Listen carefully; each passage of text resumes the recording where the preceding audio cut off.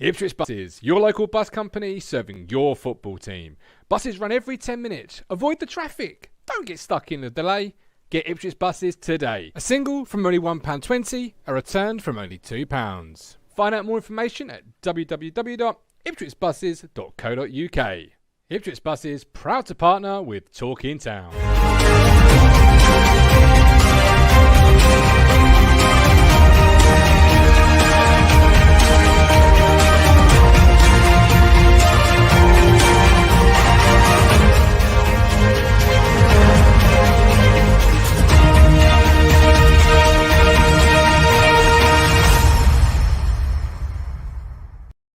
Hello again, my friends, and you are my friends, and welcome. We are in Christmas week. That's right, it's the 20th of December. It's Monday night. It's Talking Town Extra Time, and we have got a fantastic show for you guys and girls at home lined up today. We have got the legend that is Wembley hero, playoff winner, Marcus Stewart, joining us again to give us his thoughts on ITFC. I've got a couple of questions, but of course, as always, there's a live chat for you to ask yours to a legend.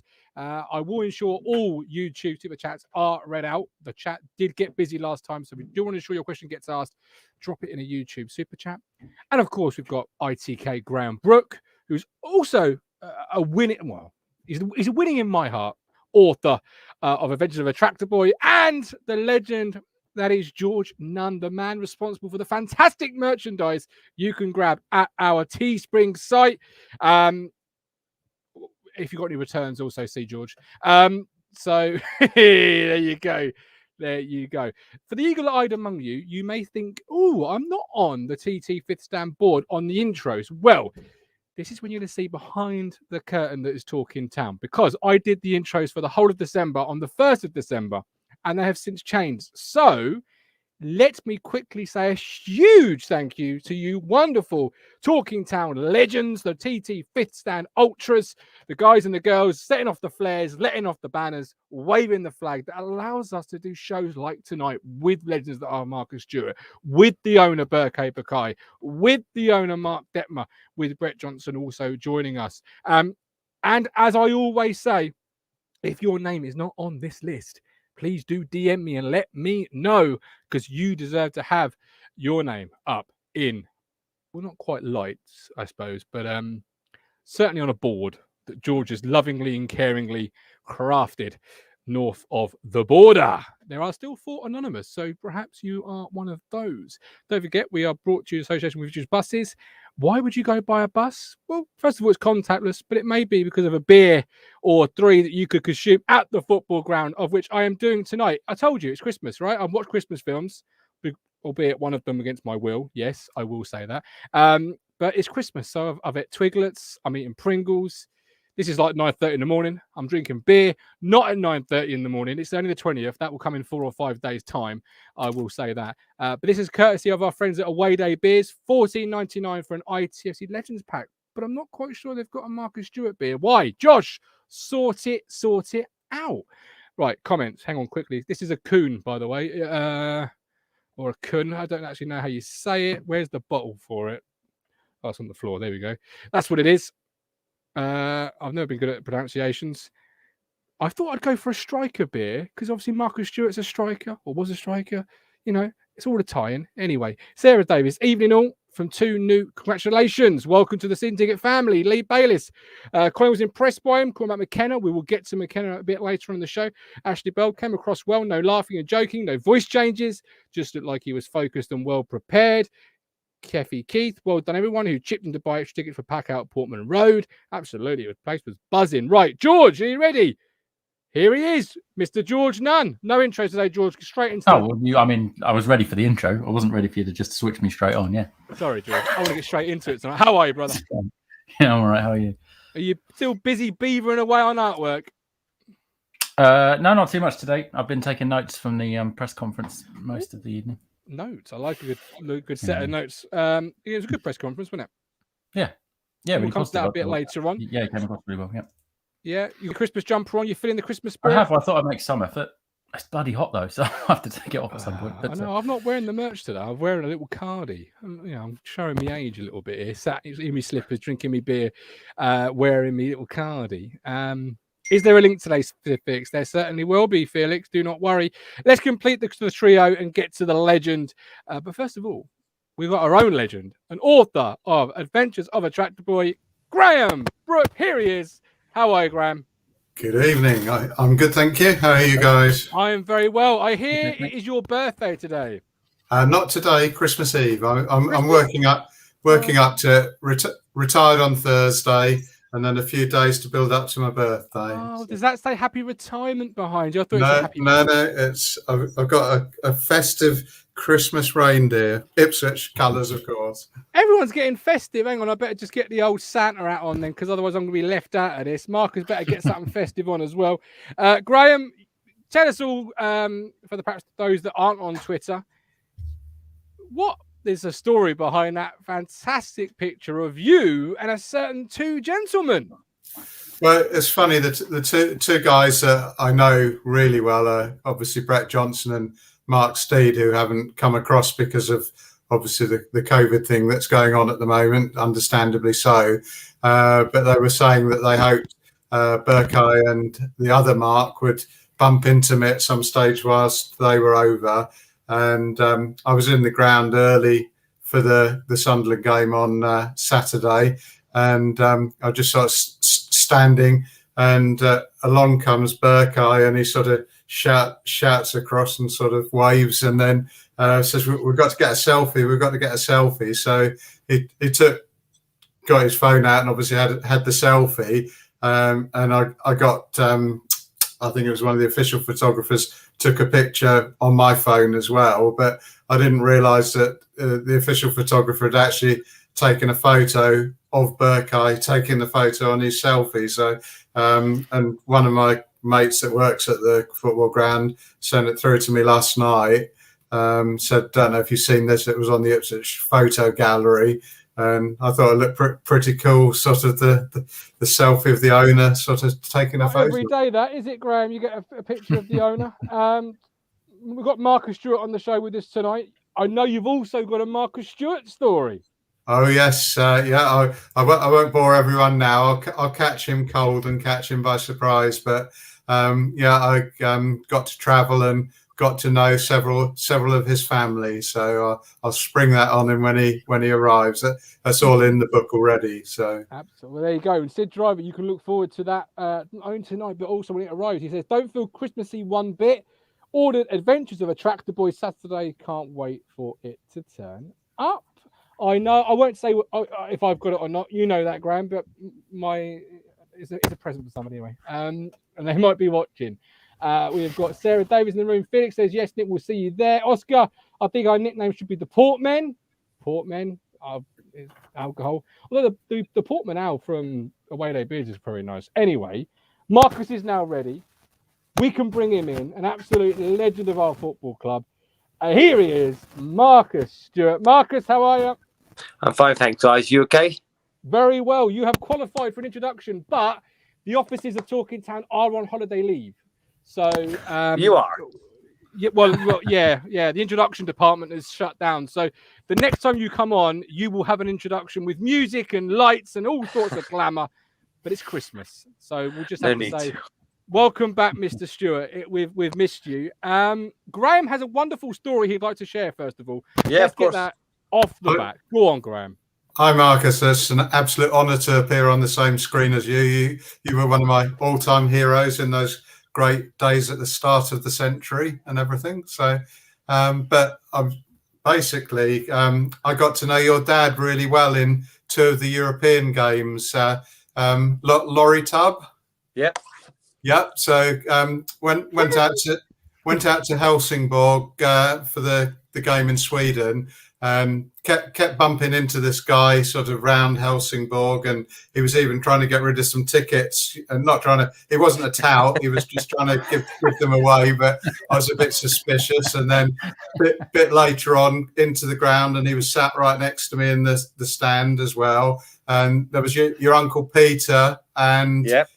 It would also have been, I guess it was two of your cousins, his two sons were George and on James it as well. There you go. So basically, got you know your dad, he's a right character to say something. Yeah. And then the following day, because we'd done it the cheap way, we'd flown out to Gothenburg and then hired a car and driven down to Helsingborg, and we drove out right into the middle of the country, sort of miles away on the way back. And then we went into this petrol station about 15, 20 miles from the airport, and guess who was in there having a cuppa? Your dad again.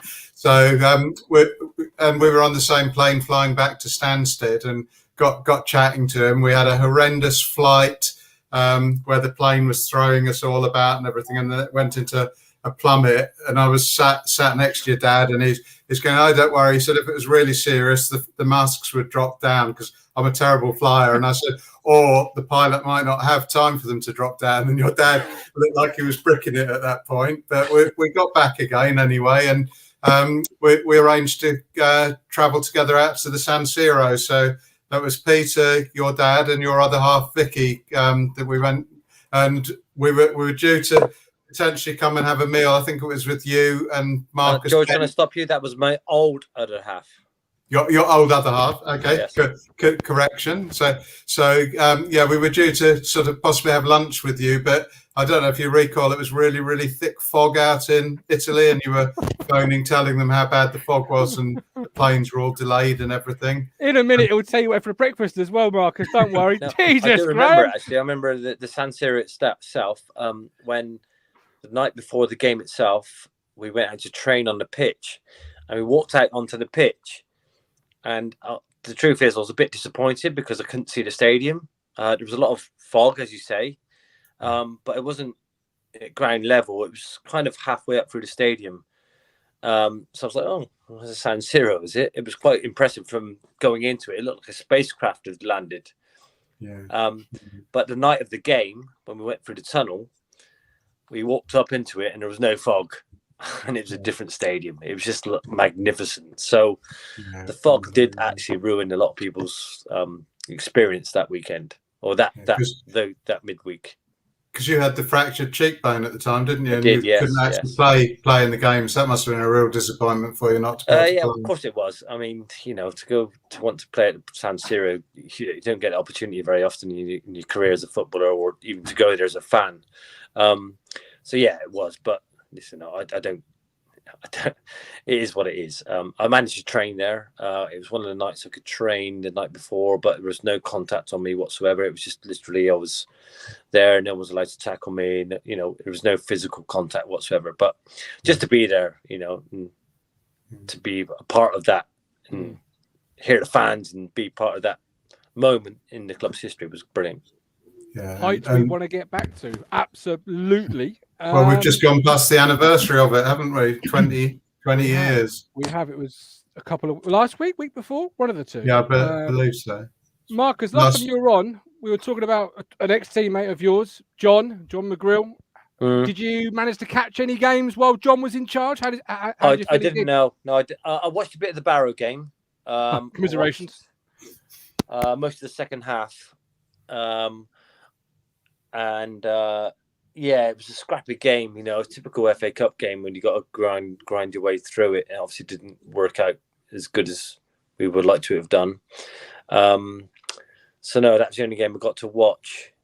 So I'm disappointed with John, really, because I know he would like to have done a little bit better, probably.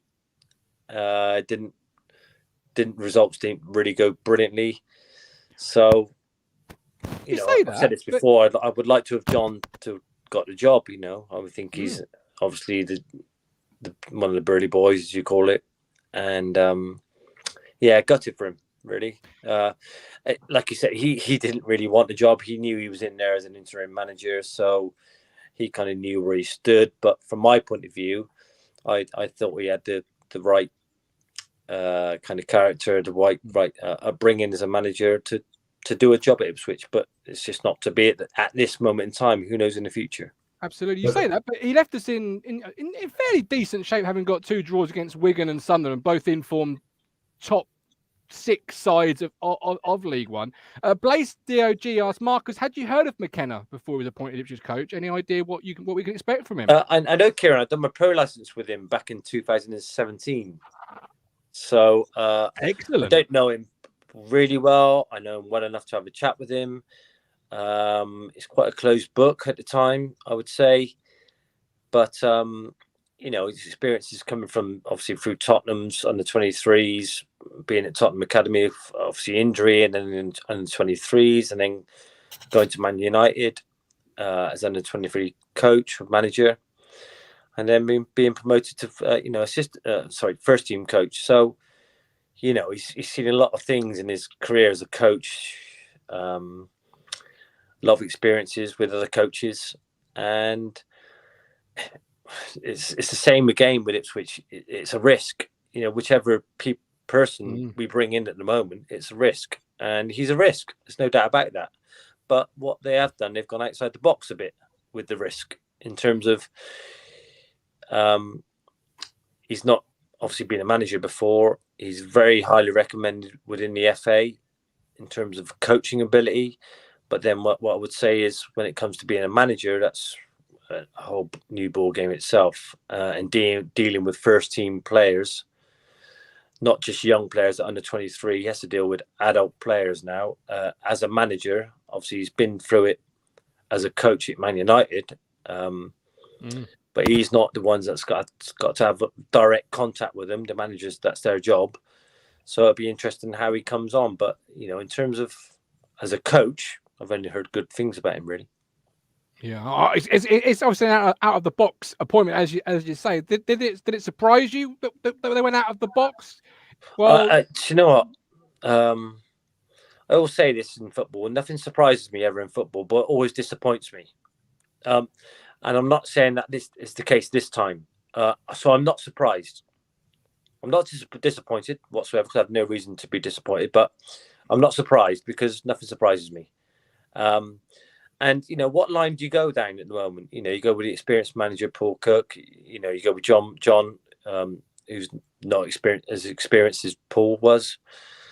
Obviously, Paul Lambert's experienced as well before that. So where do you go? You just have to find the right person. And I don't care if it's Kieran or if it's Paul Cook, or if it's Paul Lambert.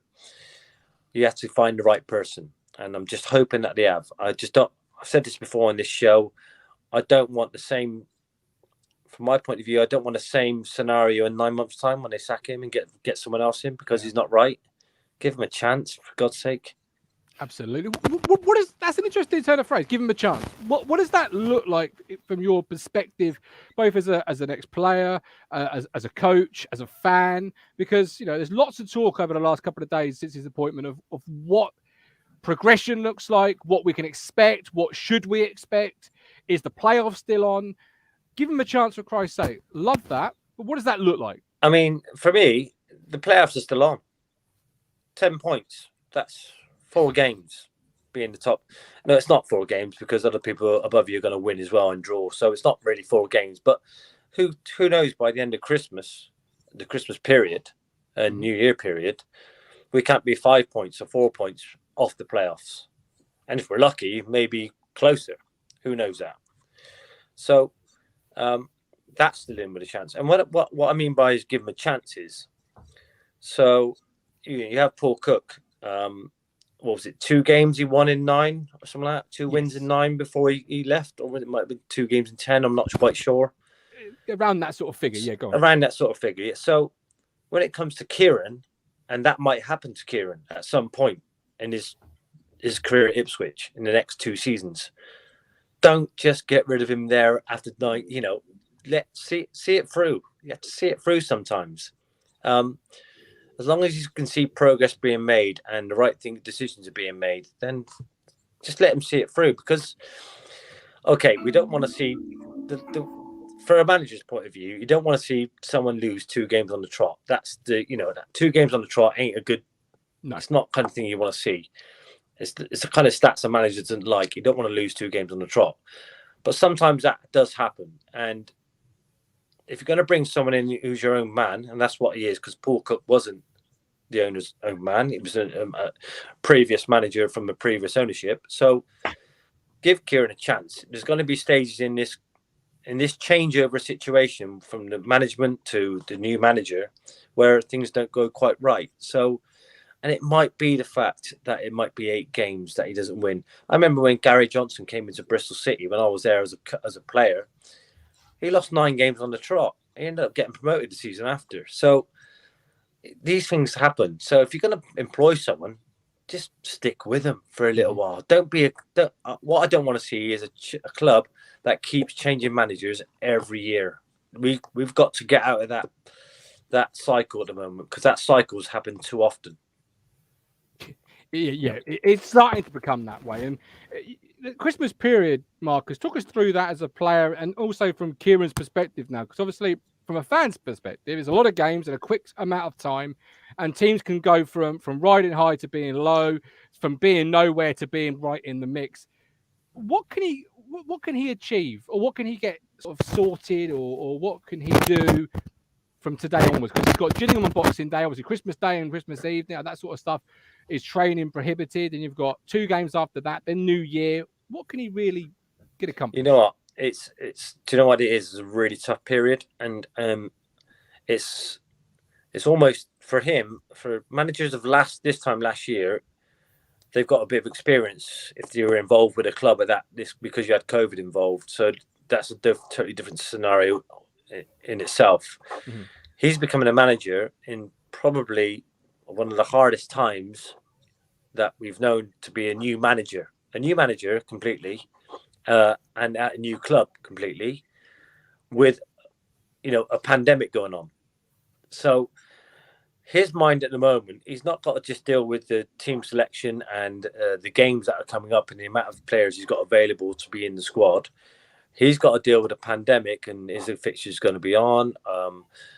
What type of players are going to go down with COVID? Who am I going to have for training tomorrow? He's got probably one of the toughest jobs at the moment in any League One, any league club, for those reasons. So what would he like? I think he would like no COVID hits. He would like games to come thick and fast. He would like injury-free players. Would he have time to work on his philosophies? No, he probably won't, because how quick the games come. So he's probably coming, in terms of time-wise, to get the guys on the training pitch at one of the worst times. So if he comes out of this, how many games is there over the Christmas period? We've got about 3 or 4 games over the, I would say, Christmas period. He's got 4 games really to get results, and it's a really tough time. I feel for him. I feel for any manager at this point, this time of year at the moment, with the Christmas period, how busy we all know it is, but especially if you've just been employed by a club with restrictions potentially coming up, so your mind's all over the place trying to manage different scenarios. Absolutely. We've got Bobby Robson, Blue Boys. Marcus, my dad absolutely loves you. Rob Holmes. Marcus, if you're a senior player in the squad, how would you feel about a young, inexperienced coach coming in to take charge of the changing room? The easiest thing I would say to those guys is, whatever age group you are, you have to adapt to what the manager wants from you as quickly as you can. Now, if you're not willing to adapt to that, then you ain't going to last at the club very long. Whether that's his philosophy, whether it's his disciplinary things that he does with you, and how he wants you to behave off the pitch and on the pitch. If you don't adapt to it and do what he wants you to do, then you ain't going to last very long, whether you're a senior player or a younger player. Try to adapt to what the manager wants from you on the pitch and off the pitch. And I was a senior player once for 5-6 years. And I found that the hardest thing actually was trying to adapt to how what different managers want from me. The reason why I find it I would magnate to people that kind of liked me and treated me properly. If they didn't, and I felt they tried to intimidate me or bully me in any kind of way, then I would purposely probably not adapt to how they wanted me to be, because I didn't particularly like them. So Kieran's personality comes into this a lot, because senior players have seen it, done it, and all the player wants is to be treated properly and be told the truth. So these next coming weeks of us, as I said before, probably not in the next 2 weeks because there's a lot of games coming up, but are quite important for a lot of players because you don't know really where you stand, where you're a senior player or a young player, but it does affect the senior players a little bit more. They have to adapt. And I'm sure that those meetings will go on over the coming days, weeks, whenever the time is right, because like I say, games are more important at the moment than probably individual meetings. I'm going to come to George in a second. Go on, George. No, you're right. I was just going to say, I've been looking down, but I've been trying to find a quote that I wrote down earlier, but I didn't highlight it for some reason. But Kieran alluded to something like that, I think, during his conference earlier, where he said something that was telling along the lines of, we're going to make sure that once we've got the right people through the door, then we'll start moving forward. And to me, as a leader, not of a football team, that hinted at that, what Marcus was just saying there, which is, we need to make sure that, these guys are on board and that they're on board with me and that they're on board with the philosophy and everything else. And if they're not, then that's fine. They move on.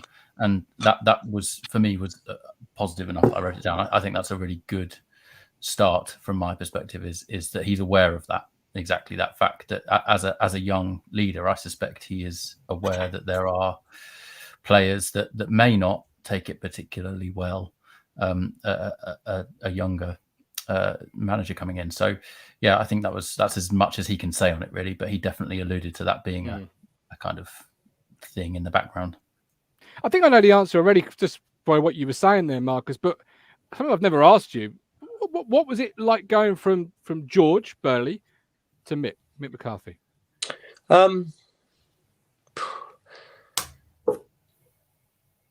Totally different. I imagine they were in ways, but George was quite quiet, but he never he was quietly confident and a quiet leader in a way. He would never get you in his office and have a go at you, but he'd be more on a training pitch. I think George would be more of he got stuck into you. You wanted to do things right. Whereas Mick was probably got stuck into you a bit more in the office if he felt things weren't quite right and he'd have a personal meeting with you. But so in a way, they both manage you in different ways, but they would never, very rarely single you out in a group. Very rarely happened. It would either be on the training pitch, have a chat, or it'd be Mick's point of view. It would be in the office. That was how it was. But they were both very respectful and would put you in a place, but in the right way, and make you understand where you stood as a player, really. But none of them, there was no real bollockings from any of them. They both get angry, don't get me wrong, at certain times in the season where it was after a game or in training, but it wasn't a constant barrage. Those days have gone when you can do that. So they both had similar qualities, but at different times in the week, I would say. Yeah. That's something Mick players often said about Mick is his honesty. Did you get the call in the office after that penalty, Marcus? Which penalty is this? The one against Road. Ipswich? Yeah. Did he say no? Come see me Monday morning? I remember. I missed it. Do you know what?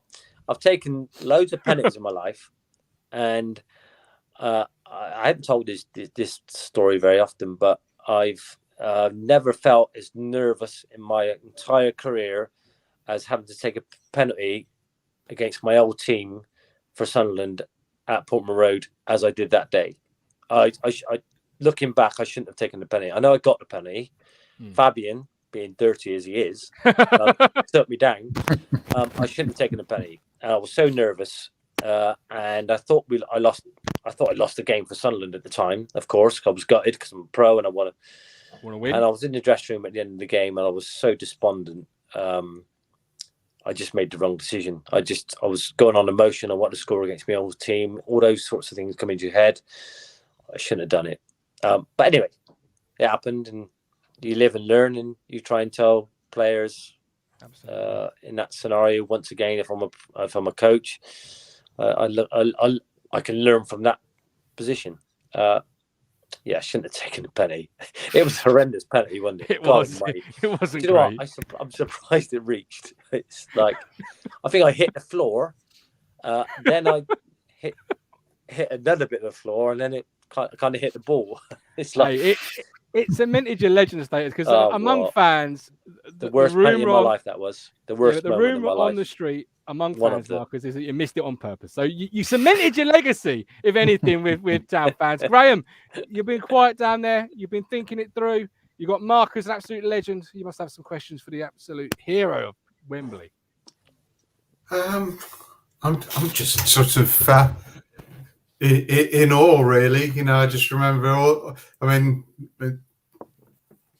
top English scorer, wasn't it? The first year back. But I remember going up to that last match of the season at Pride Park, and we were just in a no-lose situation.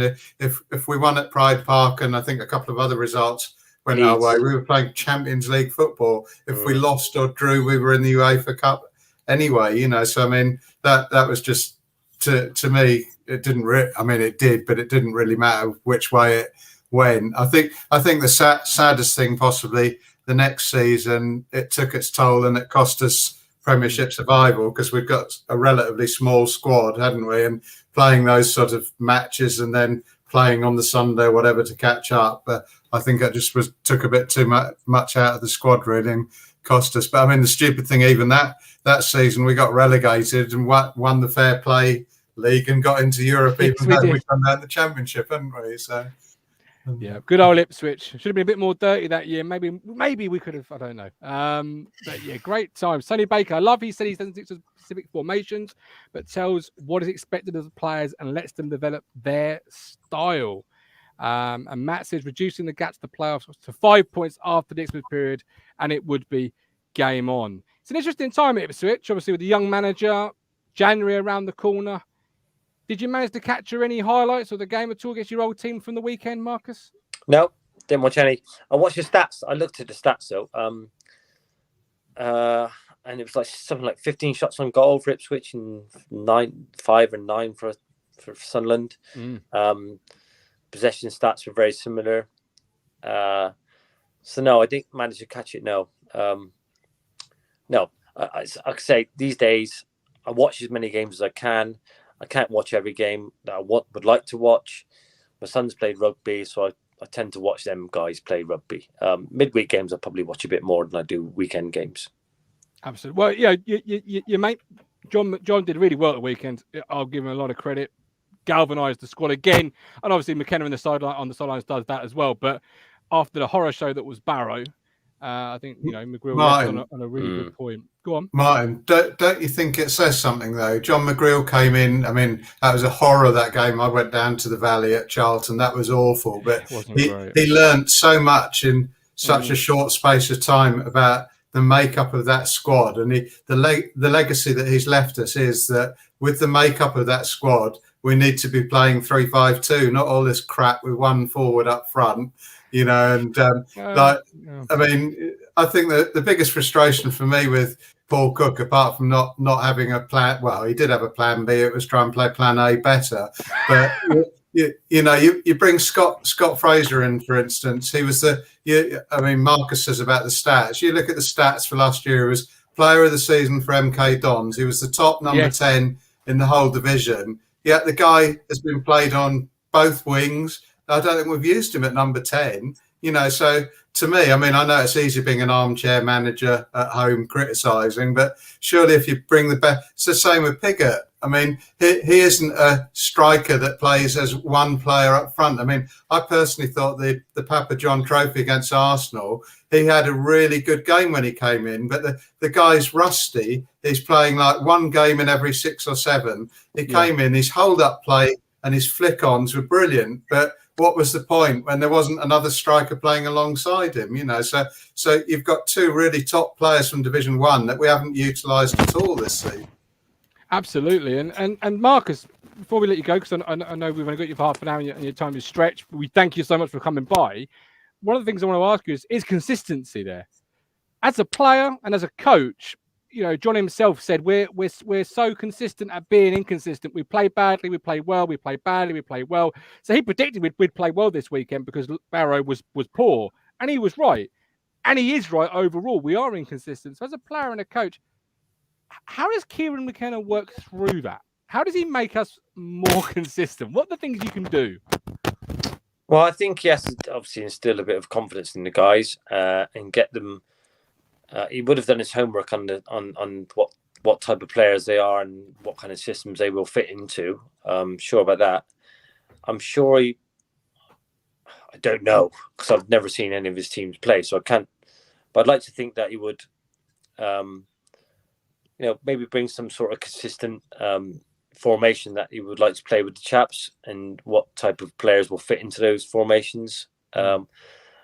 Whether it's plan B or plan C or plan A, whatever. At the moment, it's going to be pretty clear that as a plan A, he ain't going to be able to work on plan B and C because he ain't had enough time in terms of the gaps between the games. But in terms of players playing games, I always liked the fact that, you're going about confidence, to instill confidence in people. A great thing Mick McCarthy used to do with me was, when things weren't going too right, we're on about Piggott now, playing a game here and there and maybe not playing for a little while, then coming into the team, he's going to be rusty. Mick McCarthy used to say to me, and I always try to speak to my old manager, Darryl Clark, about this.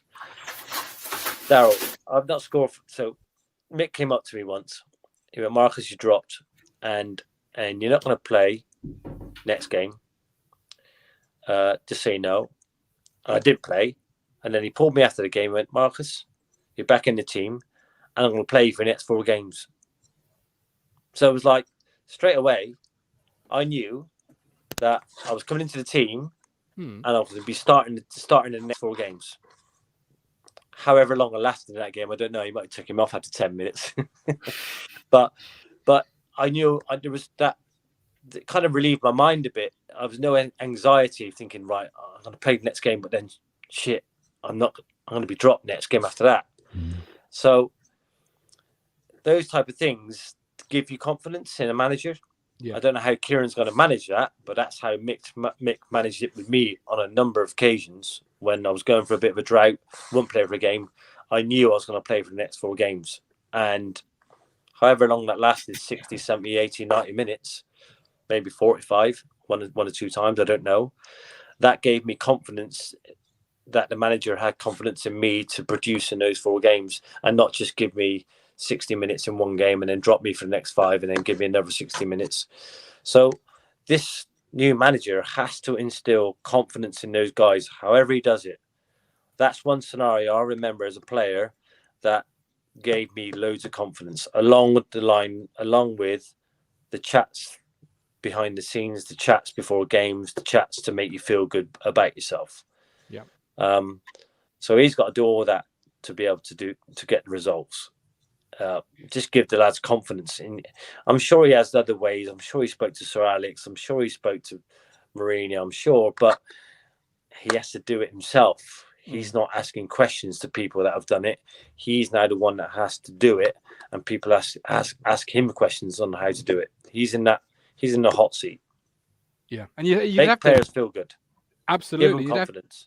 As Kieran Dyer has done with James Norwood, we're led to believe, and maybe something similar has gone on with McGrill, Dyer, and Norwood. We'll bring you back into the team out of the cold for 3, 4, 5 games. Listen, I tried to do it with James Norwood when I was at Exeter with him. So I did my best. He's a grown man now. He knows what it takes to be a professional. Sometimes doesn't act in that way. So he's the one that's got to do it himself. He knows what it takes, James. He's the one that's got to do it. And like you say, it is up to the players and the coaches and the assistant manager, Kieran, at the time, obviously with John when they were there for 3 or 4 games, to get the best out of that player. But as a senior player, sometimes you have to have a good look in the mirror yourself and do it yourself. Sometimes you know what it takes. Absolutely. I wasn't aware you'd managed Norwood. I was his first team coach at Exeter City. Yeah. All right. So he was a young player coming through. That unfortunately got sucked into the system of senior players that weren't really a good influence on him. You learn something new every day. George, you got anything for Marcus? I've got one last segment for him, but have you got anything you want to ask? No, I think honestly, everything that I had jotted down, he's covered. To be honest with you, the only thing I was going to touch on, I'm not sure it's the most past, but in terms of when you spent your time on your pro license with Kieran, Marcus, going back to Kieran, what was your kind of impression of him? I know you said that he was a bit of a closed book, but was he that closed that you didn't really get anything out of him at all? No, he wasn't that closed. Just, when you have so many ex-pros, new coaches coming through like Kieran was, you try to chat to everyone, but you don't get to chat to everyone properly, if that makes sense. You don't get to know them inside and out. And yeah, sure. Kieran, was, but by all means, he didn't close the book himself on you. He was just a closed book, and I didn't get to know him as well as I probably would like to have done, because, like I say, you have to have so many conversations with other people as well. And sometimes you do magnate to other people. It's that simple, really. Yeah. And whenever I sat on the table with Kieran, he was fine. He was serious, and that's what I remember about him. He knew how he wanted to go about things. But I couldn't. That's all I know about him, really. I don't know him well enough. I contacted him a couple of times at Man United when he was there, when I was at Warsaw, about one or two players, about getting him in on loan, and he just laughed at me. So no, that's a joke. He didn't, by the way. But I did contact him a couple of times at Man United, but only because we had the connection of the pro license. So, and he was under 23 manager at the time. So I can't. I have no real opinion on him. I just know him by being with him, over the course of 18 months, every 2 weeks. Every month for like 4 or 5 days. And like I say, he's not the only person that was on that course. So I don't know him very well, but he's got a serious personality. He's not a laughing joker. He'll smile and chat with you, but he's quite a serious person when it comes to coaching and trying to get the best out of himself. That's the kind of feel I got with him. Yeah, that definitely comes across. Marcus, do you see yourself coming back either in the near future or one day on the coaching or managerial setup at Ipswich? Who knows? I never say never, but at the moment, family are more important than coaching. Absolutely. And finally, we do a segment called Goal of the Month for a local team called Trimley Red Devils. It's their November Goal of the Month. There's a few goals. I thought, what a great opportunity to get a legend's thoughts on the goal, as well as Marcus's as well. I'm talking about you there, of course, as well, George. But no, Marcus as well. If that's okay, Marcus, the last thing before we let you go, we've got some goals to show you. We'd love to get your thoughts. What? Oh, I should have put my glasses up. It's all right. Yes, that might be a good thing. We don't know. Back in the old days when it's a bit blurry.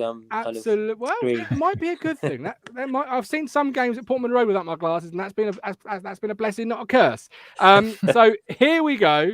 I will make it as large as I possibly can. Stewart type movement in the box, and then a deft little flick over the keeper. What do you make of that one, Marcus? He shanked it. He shanked it. Is it done? The truth is, Happy I Christmas, couldn't Alex. see it properly. I swear to God. I see him go through on goal, but that was it. I seen him kind of chip it over the keeper, but in terms of his, listen, look, I'm not SD at the moment. My eyes are SD, not HD. That's all right. SD's fine. So he's shanked it. We'll have that. Second one coming up. That's a lie. I just couldn't see it properly. No, it's fine. I'd like to have seen across the line, Martin. I'd like to have seen across the line. He looked about 2 yards offside to me. Oh, I see. 2 yards. Possibly so. I don't know. Irv is in the chat. Irv is a local referee. Irv, what did you make of the offside rule? Music provided by our media mogul himself. Here comes the next one. I think the keeper there has got to look at himself a little bit, don't you? I mean, what's he got? Chocolate wrists. Like, what's the keeper doing? I don't know. He's not even done anything with it, really. It's just like hit him and bounce straight out. Graeme, what do you think of that one? I'm finding it hard to get excited at these goals after you've got a legend at the bottom left corner that got some wonderful goals in his career, and I know it's only non-league, but do you want to borrow these, Marcus? I don't mind if I miss them. Right, last one then, Marcus. what we've got to work with this month. Some months they're good, some months they're not. What do you make of that one? The keeper as well. What's he doing? The cross goes in. It's almost like he just stands there and just lets the ball go across him. It's like, oh, look at, come on, just tap it in, mate. Just tap it in. It's like just having Marcus Stewart on the show do that is what makes it really good. It's like, oh God. Anyway, who are the Which keepers? one's the winner then, Marcus? The names, because God Almighty. Which one's the winner? One of them just does it on purpose. Go on, mate. You just put that one in. I'll just rebound it back to you. The other one just says, yeah, just go on. Just I'll let it go across my body and you can just tap it in. What? I'm voting for Gold D. Gold D from Graeme. Marcus, which one for you should win November's goal of the month? What was the first one? The shank. The offside one. Shank's got to win it. The Shank's got to win it. The keeper's had a massive part to play in the other ones, definitely. Absolutely. Poll is now in the chat. Get voting. Marcus, as always, it's been fun and it's been a real honour and a pleasure. Thanks, guys. Where do you see Ipswich Town finishing now with Kieran in charge? Last question. Listen, like I said before, I'm always half full. So I'm hoping playoffs, 10 points off it, which is 4 games. I know it's like I said before, there's other teams above the teams that are above Ipswich, so they're going to win and draw and stuff like that. So it might be more games, but who knows? After Christmas, I'm always half full, not half empty. We could be closer to the playoffs. If we are, and you go into the second half of the season and you're 5 points off it, who knows what can happen with a great run. Love it. Marcus, hope to speak to you again very soon. Look after yourself. Have a great Christmas. Thanks, guys. Have a Christmas, Merry Marcus. Christmas, everyone. Merry Have Christmas. a nice time. Thank you very much. From the San Siro to scoring at the Cop to playing in the Premier League for Ipswich to doing Trimley Red Devils November goal of the month. That man has probably just peaked in his career. Do you not feel, George? Definitely, yeah. I think I was on maybe not the last one, but the one before, and there was a better selection of goals than that. There was. They do. As I say, because that's what we got to work with this month. But to be fair, having Marcus say, "Go on, just go on." That is now his intro. I'm going to write the minute down for that one. It's good that they film all their games, though, isn't it? I mean, they were struggling for matches the other day when they only had the Leeds Arsenal game on Match of the Day. They could have borrowed one of those games, couldn't they? They absolutely could have done. Yeah, you're absolutely Trimley right. against Ransoms and Leeds Arsenal as the follow-up game. There you go. What more could you want? £5, Mr. Ipswich Town. Thank you ever so much. George, can you just remember to put that name on the TT Fifth Dan members list? Because he is an absolute hero that keeps giving €5. So, I mean, I won't remember, but I will try and remember. I'll make sure I'll nudge you. Tony B, we've seen more of Marcus Stewart on the show than we did Marcus Evans, the whole of the ownership. There we go. Whether we see Ashton on the show next, who knows? We'll keep trying to plug away at that one. Right, McKenna, press conference. Let's have some thoughts from both of you and the chat. Live link incoming to have your thoughts on his press conference. Before we do, I want to share with you my biggest takeaway from the press conference, which was... Bear with me just a moment, please. Oh, I've just closed down the wrong tab.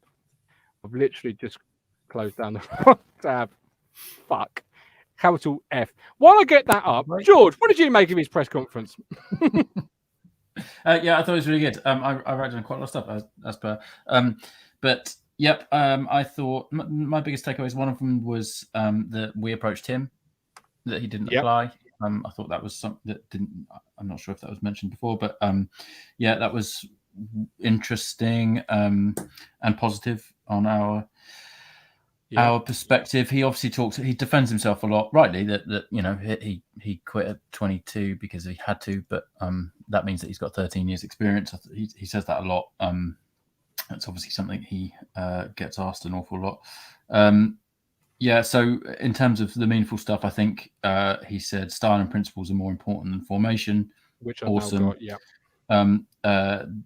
He doesn't speak to players a lot about 4-2-3-1. Interesting that he said 4-2-3-1 first. He did 4-3-3 or 3-5-2. I think it's about players understanding their roles and responsibilities on the pitch. He went on a little bit, but then came back and said the principles and style that we work to is the overriding thing, which made my heart sing. And then I did find the other quote because it was right at the end when somebody went back 79 from Sean Gladden. Get in there, son. We love a bit of YouTube super chat. Carry on, George. The other quote that I mentioned before was I haven't put it in quotes actually, so it's probably paraphrased slightly, but with time and players who fit the profile that we want, we'll be able to put a team out that fans can get behind. And I think that's where, coming back to what I said before, where he kind of intimated that some may be on the way out as much as on the way in. Yeah, absolutely. I really enjoyed listening to him talk. I was really excited by what he had to say. A particular question from our boy Russell Claydon grabbed my attention, which I'm now going to play for you. So bear with me, just to make sure you can hear it before I share it with you, as it were. But here it comes. Hopefully you can hear this. Yeah, look, I've got very strong ideas on my principles of play and very strong ideas on how I want the team to play. In terms of formation, for me, it's especially at this stage of the season, it's about being versatile to the strengths of the players and to what they're comfortable with and what is going to suit the playing squad. I'm a big believer in style, and principles are more important than formation. I think within any formation that can look differently, in whether you're in possession and out of possession, whether it's first phase or third phase of the game. So I'm not a big believer. I don't speak to players a lot about 4-2-3-1 or 4-3-3 or 3-5-2. I think it's about players understanding their roles and responsibilities on the pitch, understanding what spaces that we want to attack and what spaces that we need to defend. And the principles and the style that we work to is the overriding thing. And within that, then the formation can be adapted according to primarily our players and what suits the playing squad that we have, but also according to the opposition and how we want to hurt them and attack them in any given game. That's got to be music to your ears, Mr. Mike Brown. Absolutely. Good evening, guys. You all right? Good evening. Very well. You've heard Kieran McKenna there. That's got to be music to your ears. It truly has. I watched the thing on YouTube earlier when it came up. I just saw my mum today with my two daughters, so I was listening to it while they were winding Nan up, and it was it was good. It was good to hear. I liked what he had to say. It was refreshing. Look, we just got to keep our feet on the ground. I think there's one or two fans that worry me a little bit we're getting a bit hyped up over it, and I think we just got to be careful because we've been down this road so many times, and it does feel like the old too good to be true syndrome. But let's be honest, he comes with what I like about him is the fact he started off his football career, got a bad hip injury. I think he was 22, and he's just spent his whole rest of his, instead of like some footballers do, getting to the massive doldrums and going down dark paths, he's taking it positively and done his coaching badges. He's worked his way up through the ranks, started off at Tottenham and gone on to Man United. And I like the fact that, like I said, I just like that fact he's young. I think with the people he's worked with, to a formation, Mike, it's got to be music to your ears because you've often said this squad is this or that. It shouldn't be about formations, about players, principles, attacking places. Everything you've kind of said over the last year that I've known you. Echoed back there, maybe in a bit more technical jargon, but not being wedded to a formation can only be good things, can't it? Well, the reality is, like I said, you are right. I have said a few times, good manager will change formations or change systems or change, will do things tactically right in game as well as before games. The worst thing a manager can do at any level, I think, this is just me personally, is try and play to the opposition's weaknesses. We should always play to our strengths, and if our strengths means one game we have to play it long, then we play it long. If another game means we're able to pass it to our own teammates, that would be a great start if we could do that without passing it sideways and backwards, because that was very much under Paul Lambert, sideways, backwards, and we had like high possession rates, but I'd say probably 80% of our possession was at the back, and that's That's not going to score you goals. That's going to, we need to get that ball forward aggressively, effort-wise, and with more thought. And I like the fact he said that, we're going to get more crosses in. We're going to get a ball forward more. We're going to, going to be more aggressive in our play. And I think as Town fans, that's what we want, because quite frankly, we haven't had a lot of that, have we? There's been spits and spurts. I mean, first half against Sunderland, that was probably the best first half I've seen us play for a long time, perhaps since Donny, I think, probably. But then the second half, we kind of went a little bit backwards again, and it wasn't what I would call great football to watch. And, we equalised, we let the foot off the gas. And Kieran mentioned that. I think he mentioned the fact that we let our foot off the gas and we kind of went back into our shell a little bit. 90 minutes of football should be played as high a tempo as you could possibly get, because, that is the reason why Alex Ferguson teams always ended up, winning trophies like they did. I'll always remember the Sorry, 99. Mike, £40 from David. Merry Christmas to all the Talking Town family. Thank you, David. Thank you for two things. First, the money, of course, but secondly, for shutting Mike Brown up. Thank you ever so much. We appreciate that's it. harsh. I'm only playing with you, Mike. I love you dearly. I don't want to question that, because I've got a few people waiting, but you said you're worried about some fans. Yeah, I think elaborate. Looking on social us, media, Mike. I just feel there's a lot of hype.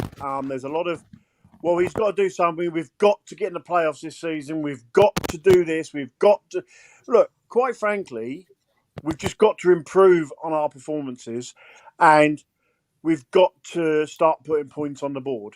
Now, if that means that we don't quite make the playoffs this year, that's so be it.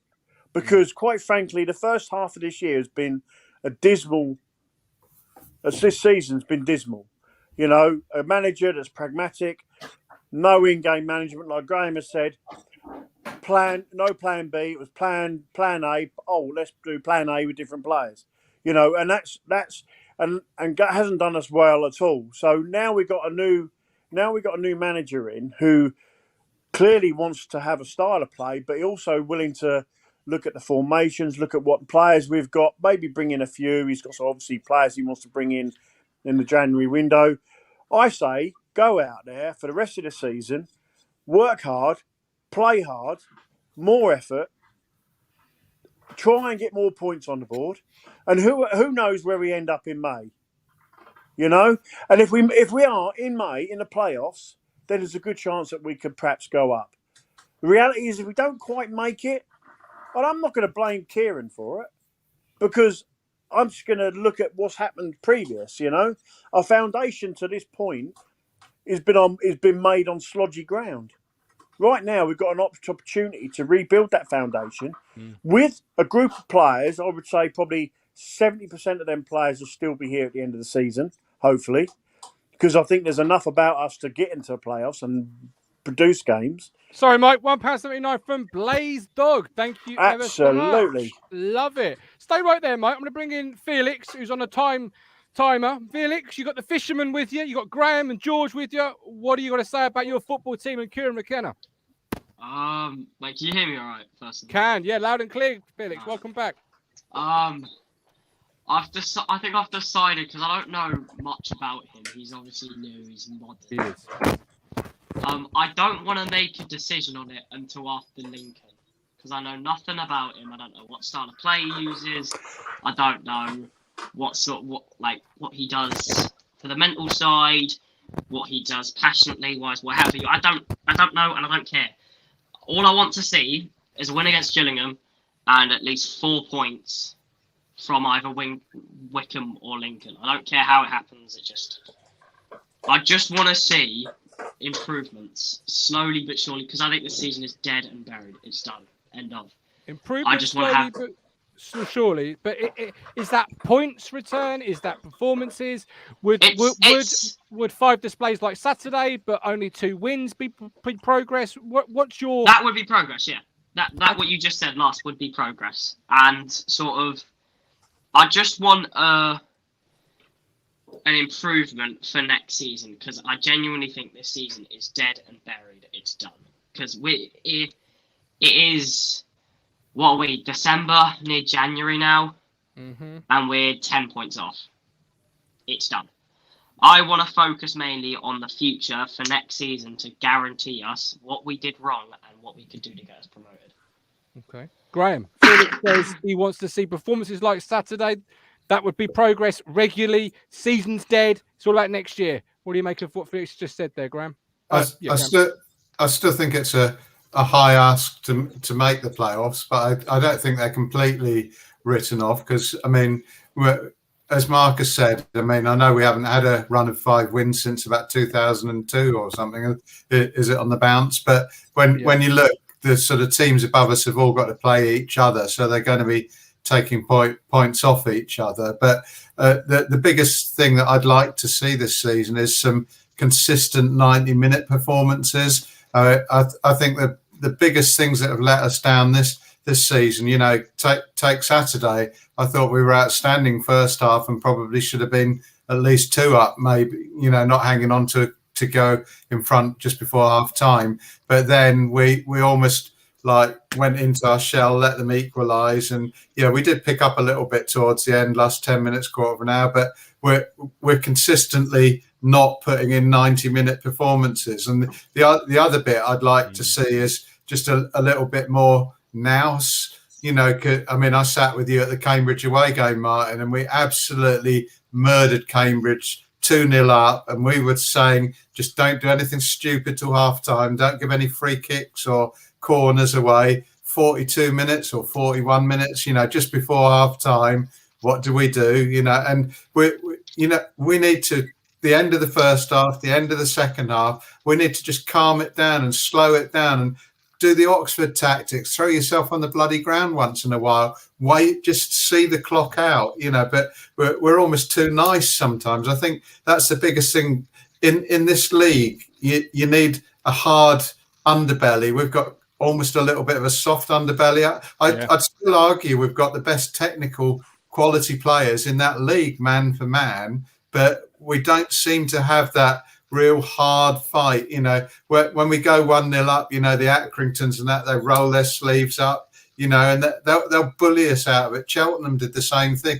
You know, how many games this season, including the Sunderland one, have we been in front and we've dropped either 2 points or all 3 points? Far too many. Felix, before I let you go, because people waiting, and I know you're on a timer, you say season's done. So if you can't get a deal for Macaulay Bonne in January, do you no longer play him? Because he's a loan player, won't be here next year?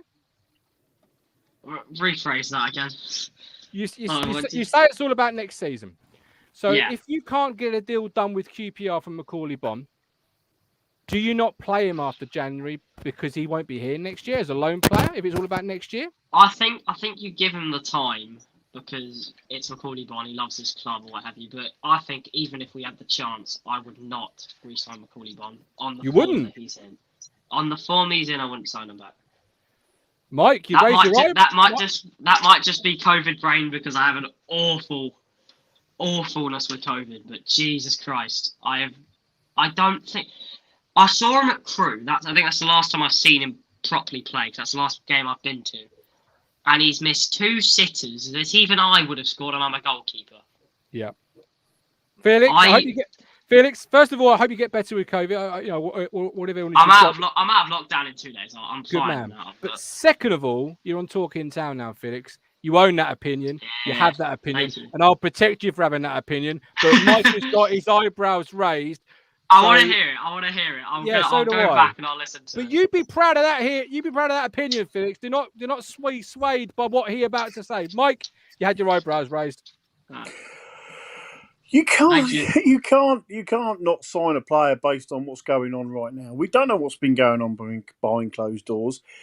You know, when Macaulay Bonne was banging in goals, there were one fan I can think of that said, well, we knew everyone I knew, everybody I spoke to on here, friends, family, we need to sign him. Now, because he's having a bit of a dry spell, no, I don't want to sign him.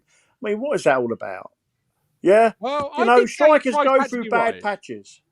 Yeah. Plus, I think Macaulay Bonne has been going through hell in his personal life with his wife having, or his other half having miscarriages and things. And you know, the bloke is a human. He's a human being, you know, and you just don't know what's you know, what's in his mind. You know, he's one of the guys that, you know, he was performing. He was on fire earlier in the season. You know, he rolls his sleeves up. He runs his backside off. Let's see the next 3 or 4 games. Play him up front with Norwood. You know, for whatever you like about Norwood or you don't like, he's one of these really the players that would really get on your nerves if he was an opposition striker. You know, and yeah, maybe we disagree with some of the stuff he gets up to off the pitch. But there looked like there was the making of a partnership there at the weekend. You know, Bond might not have scored, but he played pretty well, certainly first half with Norwood. You know, give him a chance the next 3 games. You know, if we pick up 7 or 9 points these next three games, then, you know, it's a whole different complexion. Absolutely. Bond gets if Bond can get his emotions in check, and that is a hard thing to deal with. You know, if he can get his emotions in check and get focused back on his game and stuff like that, I honestly believe that, you know, he'll bang in goals. And I mean, the boy bleeds blue blood. You know, he's an Ipswich Town fan. You know, and I think every Ipswich Town fan at some point in their life would love to have gone out there for 90 minutes playing for Ipswich Town. You know, whether you're any good at football or not. You know, that's part of being an Ipswich Town fan. For me, like I said, for fans to say, "Oh, I wouldn't sign him," that's a very strange one. He's also a million miles away from being the only player that's out of form.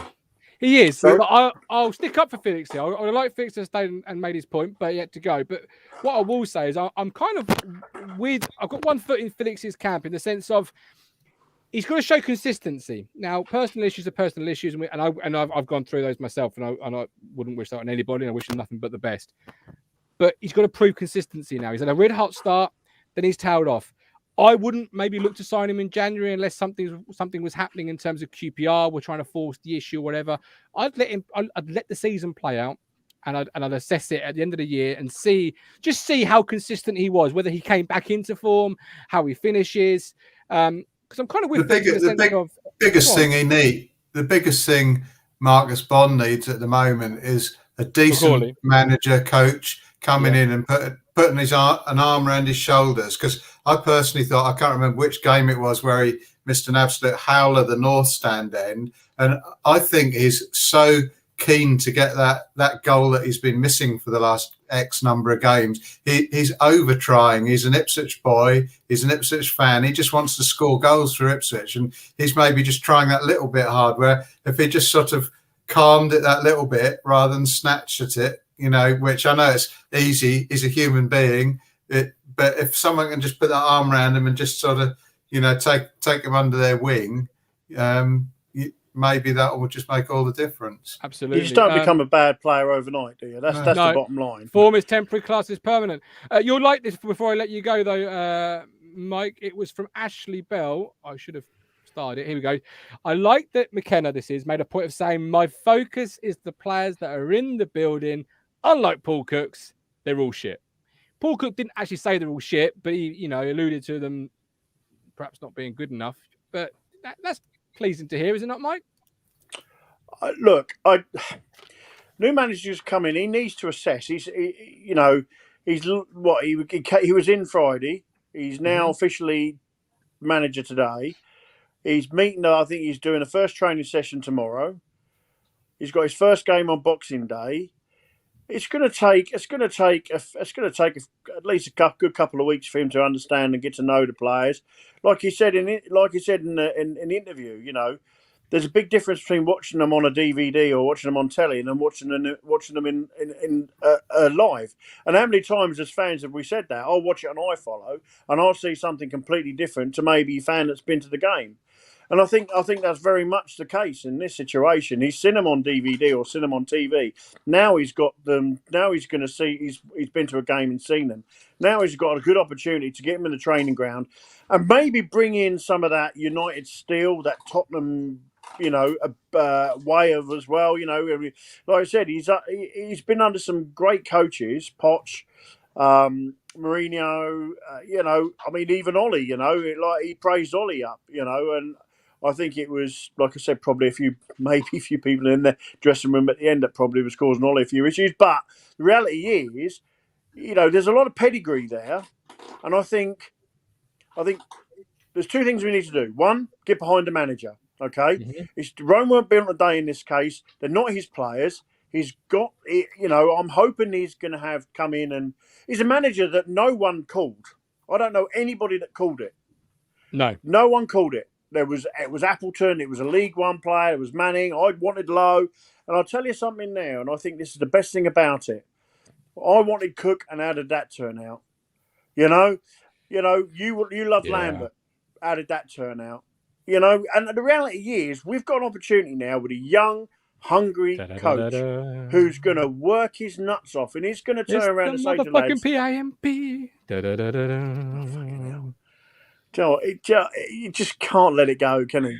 No, you should be in the frozen. You should be on the frozen. Nay, normal. Let it go. It's nay fucking normal, pal. All right, Mike. I've got people waiting. I love you. Appreciate you so much. Monty, Monty's on the washing machine cycle. Monty, turn your washing machine off or what the fuck that was, and we'll get you back on. We'll go to Ipswich Ben in the Colin dressing gown. It looks like. Colin, you got to run for you. Here he is, Ben. What you got to say for yourself? Well, he sounds all right, doesn't he? So let's see how he performs come Sunday afternoon. Benny, what have I told you about sitting on those opinions? You've waited all this time to get on the show. He sounds all right. That don't cut the mustard here at Talking Town. You're a big coach. You're a growing coach within the game. He said today it's about principles, attacking spaces. First phase, second phase, third phase. I'll be fair, I'm 32. That fucking thing just went right over my head. First phase, second phase, third phase. What does he mean by that? First phase, second phase, third phase? Well, first phase is what you do with the ball. So how you pass it, how you move. Second phase is off the ball and how you work, which I thought first half, off the ball, Morsey, Evans, Penny, Burns were there. And then third phase is how you attack. So did you know that, George? In all honesty, did you know that? The phases? No, I'm not a coach, and hopefully don't pretend to be. No, 32. I was like, what the fuck is this bloke talking about? Thank you for clearing that up, Ben. We appreciate that. Does that sort of is that music to your young coaches' ears when you hear about the first phase, the third phase? We definitely need that. I think if you look at let's take the Sunderland game.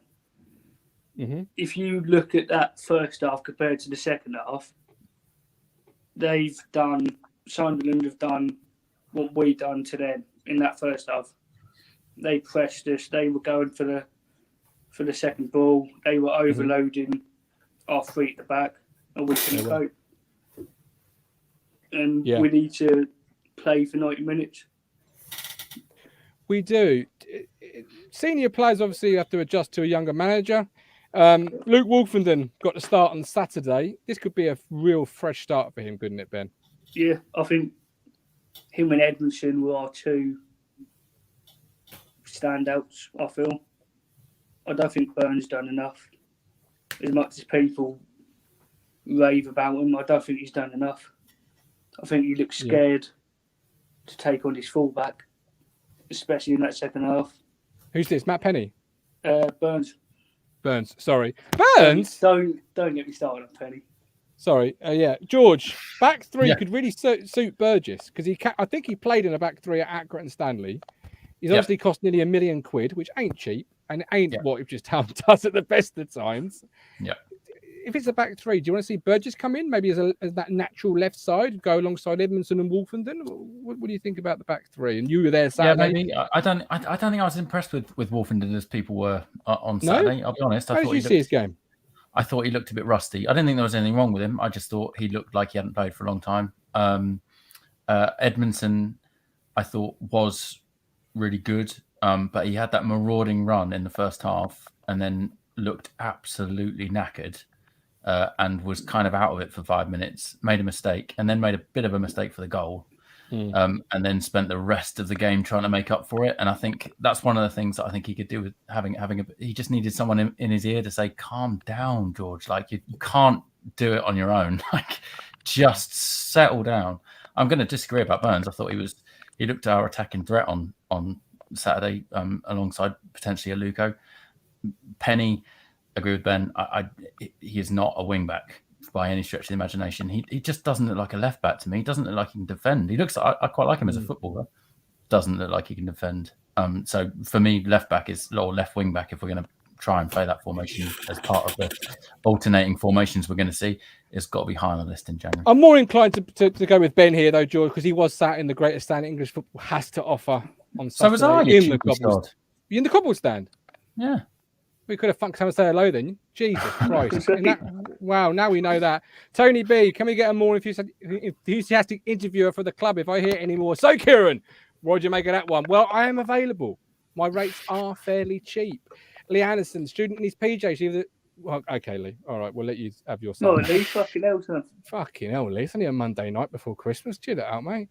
Mike the Fishman, Lee, if it's down to you, still have the old squad here fighting relegation. Dazelle, Feed and Drennan. Chris Boyd, Bonner and or Walton being recalled remains McKenna's immediate issue. How much money does Ashton throw at QPR for Bonn? Ashley Bell, so I said maybe feeling, but could someone work with at Spurs, which is why they're coming separate to KMC and Pert? Could it be Jamie O'Hara? No, I'm joking. I've not heard that anywhere. I wouldn't be surprised if it's Kieran Dyer. Kieran Dyer? Okay. Not really the experienced voice. Lloyd, what do you make of the situation? You've been listening to the show. You got your own thoughts. What's going on, Lloyd? Yeah, it's positive, isn't it? He said the typical buzzwords that you'd like to hear, and he's got to go out on the training field tomorrow and try and work that philosophy in.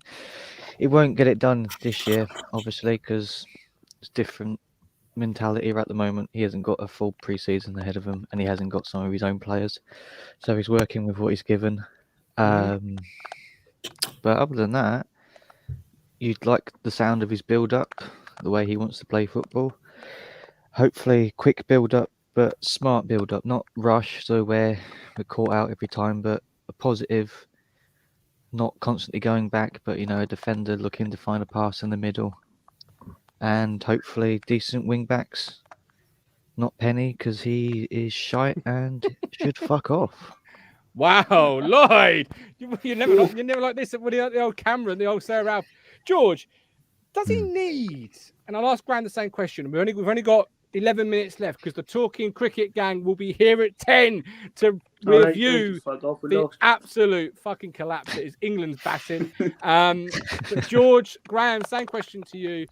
Does he need an experienced head next to him, or is that a myth, Kieran? McKenna. Fans are dreaming up. Yeah. What does this experienced head do? Well, many fans have said that an experienced coach can't do. Well, many fans said Mike Whelan, not Phil Whelan. But to do what? Guiding through the early stages of what is his first. I don't know, George. This is what I'm asking you. I'm just the guy that asked the question. And that's my answer. How does it How can anyone with respect know what he needs and what he doesn't need? We haven't seen anything of him yet. I think everything that I heard from him today was positive. I think Lee made a comment a little while ago about talking the talk and walking the walk. I respectfully disagree. I think being able to talk the talk is the first step before walking the walk.